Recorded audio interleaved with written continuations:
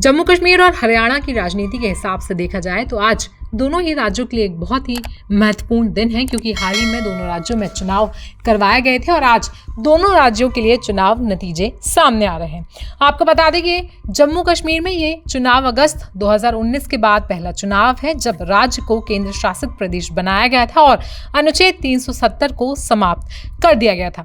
चुनाव नतीजों पर नजर डालें तो फिलहाल सामने आ रहे ट्रेंड्स के हिसाब से जम्मू कश्मीर में एनसी और कांग्रेस के अलायंस को बढ़त मिलती इस समय दिखाई दे रही है, जिससे साफ होता है कि जम्मू में एनसी की ही सरकार आने वाली है। खैर, ऐसे में अब ये एक बहुत बड़ा सवाल होता है कि आखिरकार जम्मू कश्मीर की विधानसभा में इस चुनाव के बाद क्या क्या बदलने वाला है। आपको बता दें कि फारूक अब्दुल्ला, जो कि नेशनल कॉन्फ्रेंस के बड़े नेता माने जाते हैं, उन्होंने पहले ही अनाउंस कर दिया है कि हमारी सरकार बनने जा रही है और सीएम जो है वो उमर अब्दुल्ला ही होने वाले हैं। ऐसे में इस नई विधानसभा की क्या क्या शक्तियां रहेंगी, एक एक करके हम आपको बताते हैं।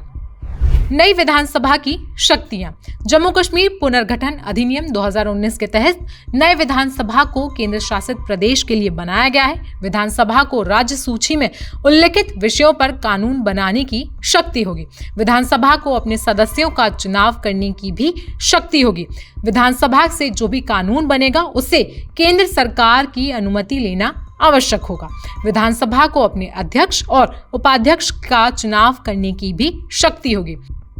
विधानसभा की शक्तियों में सीमाएं। सार्वजनिक व्यवस्था और पुलिस के मामले में केंद्र सरकार की शक्ति होगी। उपराज्यपाल को विधानसभा की अनुमति के बिना कुछ निर्णय लेने की भी शक्ति होगी। वहीं विधानसभा के निर्णयों को केंद्र सरकार द्वारा अस्वीकार भी किया जा सकता है। उपराज्यपाल की शक्तियां। उपराज्यपाल को विधानसभा की अनुमति के बिना कुछ निर्णय लेने की शक्ति होगी। उपराज्यपाल को सार्वजनिक व्यवस्था और पुलिस के मामले में निर्णय लेने की भी शक्ति होगी। उपराज्यपाल को विधानसभा के निर्णयों को अस्वीकार करने की शक्ति भी होगी। उपराज्यपाल को राज्य में आपातकालीन की स्थिति में भी निर्णय लेने की शक्ति होगी।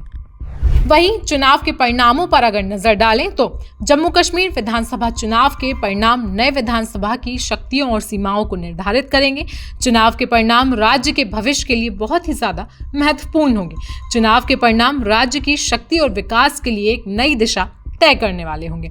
अब ऐसे में ये बहुत जरूरी हो जाता है कि आखिरकार जम्मू कश्मीर में इस चुनाव के बाद सीएम पद पर कौन बैठता है और आखिरकार विधानसभा यहां पर किस तरीके से चलाई जाती है। हालांकि चुनाव नतीजों से ये बहुत ही ज्यादा साफ होता है कि नेशनल कॉन्फ्रेंस और कांग्रेस की यहाँ पर अलायंस है और ज्यादा से ज्यादा यही माना जा रहा है कि उमर अब्दुल्ला जो है वो सीएम पद की कुर्सी पर बैठने वाले हैं। तो आगे क्या कुछ होने वाला है, हमारी इस सब पर पैनी नजर बनी हुई है। सारे लाइव अपडेट्स के लिए आप भी हमारे साथ जुड़े रहें। धन्यवाद।